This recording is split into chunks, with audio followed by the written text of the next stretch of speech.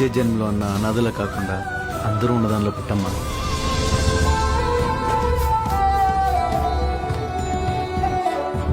రే భాష, నువ్వేంట్రా? నువ్వు ఇక్కడ? ఏదో అనాశంరా, ఎవరూ లేకపోతే చివరి దాకా వచ్చా. అన్నీ బాగానే చేశానులే. అమ్మకి తెలిసి చాలా ఆనందపడతారా. నువ్వు ఆవిడని చూడలేదా?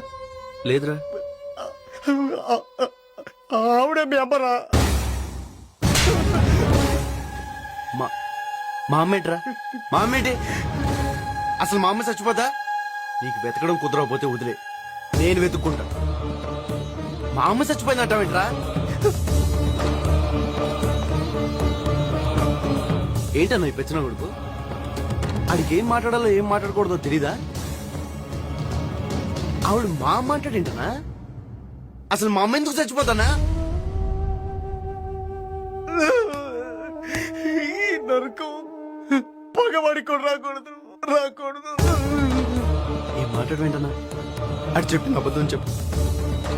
అటు చెప్పింది అబద్ధం చెప్పనా? యోగి, అతను చెప్పింది నిజమే. అవును అంకుల్, అమ్మమ్మ ఈ ఆంటీ వాళ్ళ ఇంట్లోనే ఉండేవారు. ఇందాక మీరు తీసుకెళ్తుంటే చూసి ఆ ఆంటీని తీసుకొచ్చా. ఇదిగో మీ అమ్మగారు తెచ్చుకున్న వస్తువులు, ఉత్తరాలు.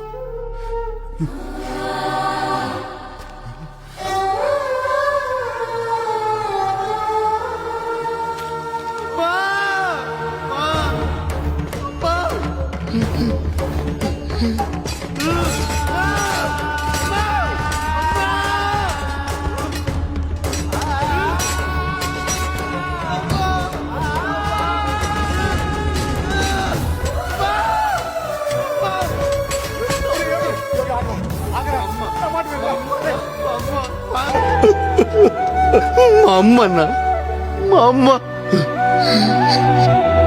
అన్నా, గత జన్మలో చేసిన పాపాలు ఈ జన్మలో తగులుతాయంటారు. కాదన్నా, ఏ జన్మలో ఆ జన్మలోదే. ఎప్పుడు తప్పుడే. మంచికైనా చెడ్డగానే కత్తి పడడం పాపం అన్న, పాపం. ఇదిగో ఇలా మా అమ్మ, మా అమ్మ